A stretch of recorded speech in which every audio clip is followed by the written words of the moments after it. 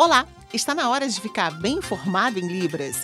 Quer saber mais sobre o nosso programa e ficar por dentro do universo da acessibilidade? Entra lá no facebook.com/Visual TV Brasil. Direto do Rio de Janeiro, o Visual começa agora.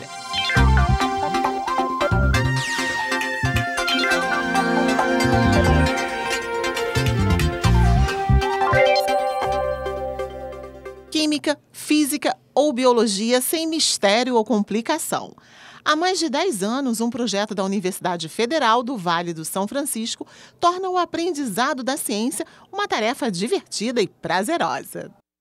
Entender o funcionamento de uma usina hidrelétrica, conhecer as cores primárias da luz ou compreender a transformação da energia potencial para energia cinética. Esses equipamentos, que até parecem brinquedos, mostram na prática a atividade da ciência. A gente tem como proposta disseminar o conhecimento científico aqui no Vale do São Francisco de uma forma divertida e interativa, né?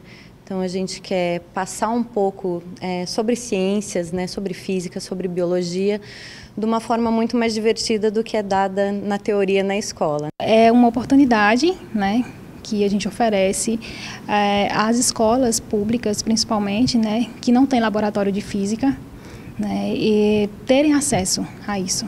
Desde 2006, o espaço Arte, Ciência e Cultura oferece diversas atividades educativas e gratuitas. Além do acervo de experimentos científicos, os visitantes têm acesso a oficinas.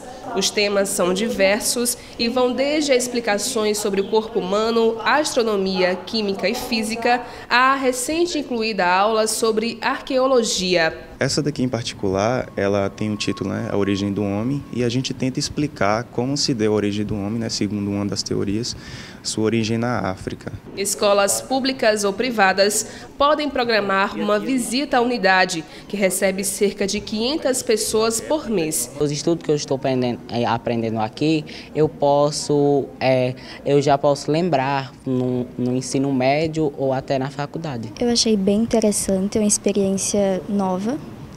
Estou aprendendo muito. Eu gostei mais do holograma, porque há toda uma ciência envolvida, um jogo de imagens, achei bem interessante. Nós trouxemos esses alunos para que eles possam instigar a curiosidade deles, para o conhecer, para que eles possam observar, fazer uma autocrítica de tudo que está sendo vivenciado aqui. A professora Karen e outros professores da rede de educação básica também têm a opção de fazer o empréstimo de alguns kits de experimentos para usar nas aulas.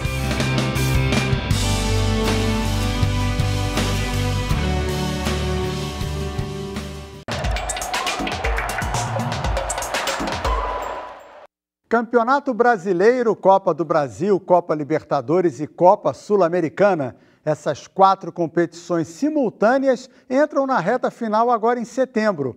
E a qual as equipes devem dar mais atenção? Deveria ser ao Campeonato Brasileiro, a mais importante do nosso calendário.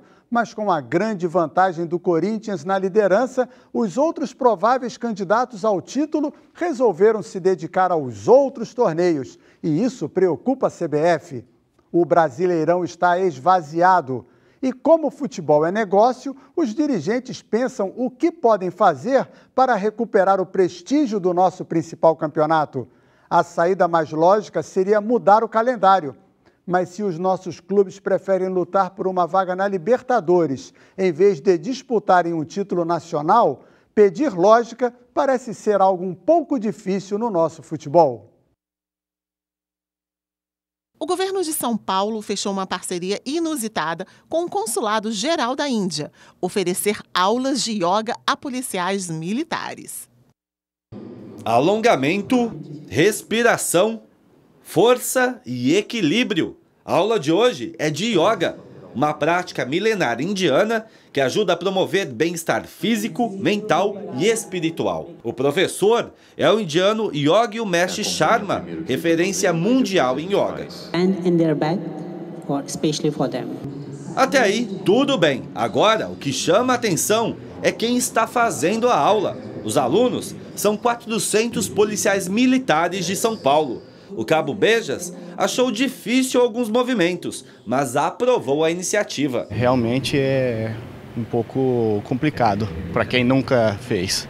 A ideia é incluir a ioga na formação de todos os policiais militares de São Paulo. Entre outubro e dezembro, já estão previstas as aulas para oficiais que fazem graduação em educação física. Essa prática de yoga para policiais militares já acontece na Índia, é uma prática obrigatória na formação dos policiais militares na Índia. Já acontece também em Oregon, nos Estados Unidos e também no Canadá. A yoga busca o equilíbrio do corpo e da mente, uma prática que pode ser útil para que a polícia seja mais eficiente e menos violenta. Somente no primeiro semestre deste ano, as ações policiais de São Paulo mataram 459 pessoas, o maior número dos últimos 14 anos, na comparação com os primeiros 6 meses dos anos anteriores. Eu acredito que a parte de amenização do estresse ele vai causar vários benefícios, né? Desde um atendimento melhor à população, quanto à saúde do próprio policial militar, que diariamente é afetada aí com o dia a dia deles no policiamento.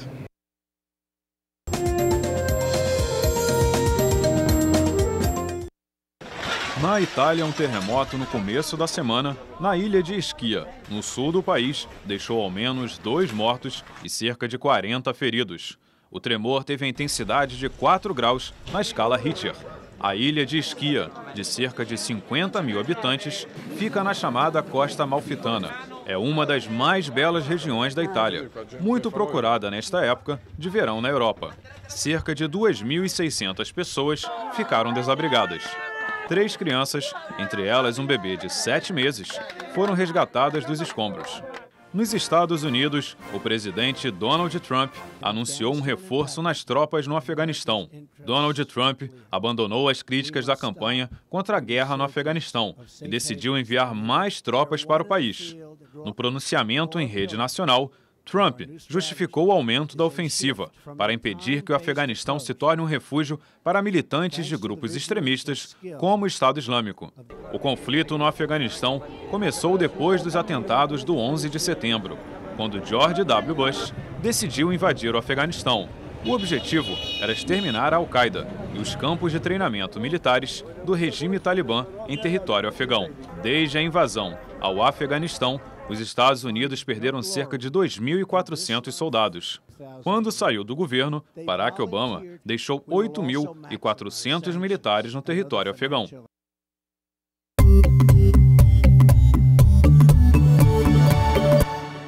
Olá! Que São Paulo nos mostra todos os dias o Brasil que funciona e que produz resultados, não há como negar, mas além de tudo, São Paulo está na vanguarda da busca por mais acessibilidade à cultura para pessoas com deficiência. A Secretaria Estadual da Cultura investe na estrutura dos prédios, com a implantação de rampas, elevadores e banheiros adaptados. E ainda promove atividades especiais, como espetáculos direcionados para que as pessoas com deficiência tenham acesso ao conteúdo dos equipamentos. São disponibilizadas, entre outras ações, a tradução em libras, audiodescrição, legendagem, materiais e livros em braille e audiolivros. Para identificar e sinalizar iniciativas com recursos de acessibilidade, foi criado o Selo de Acessibilidade Comunicacional. Vamos então a alguns locais e atividades que promovem a acessibilidade em São Paulo. A Pinacoteca tem o PP, Programa Educativo para Públicos Especiais, que organiza visitas com educadores especializados, inclusive em Libras. Atende a pessoas com deficiências sensoriais, físicas, intelectuais e transtornos mentais. O Museu Catavento criou o roteiro Catavento Acessível, que oferece visitas guiadas a pessoas com deficiência física, visual ou intelectual. O Museu Afro Brasil tem o programa de acessibilidade singular plural, que atende pessoas com todo tipo de deficiência. O Museu da Diversidade, localizado na Estação República do Metrô, tem acessibilidade para pessoas com deficiência e mobilidade reduzida. Possui videoguia e legendas reproduzidas em braille.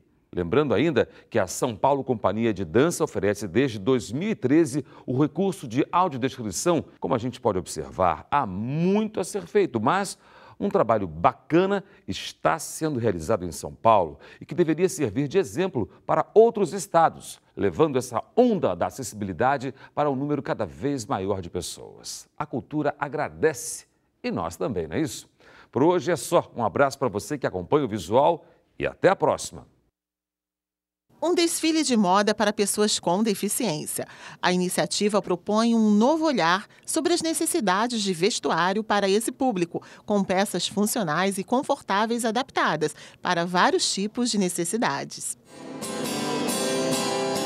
O desfile foi assinado pela estilista Vitória Cuervo. A inspiração para as peças veio da proteção ambiental, especialmente da vida marinha.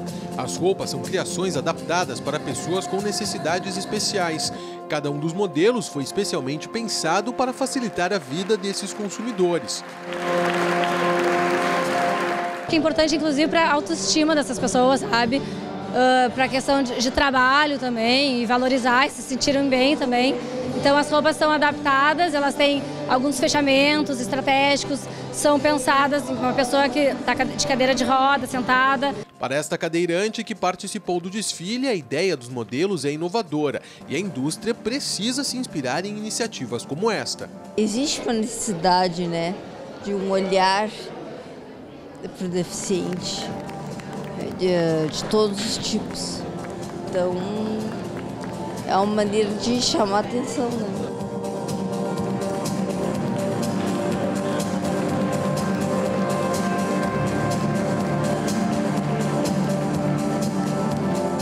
E o Visual fica por aqui. E você já sabe, para falar com a gente é só mandar uma mensagem pelo WhatsApp. O nosso número é 021 974 522 300. Tchau, muito obrigada pela companhia.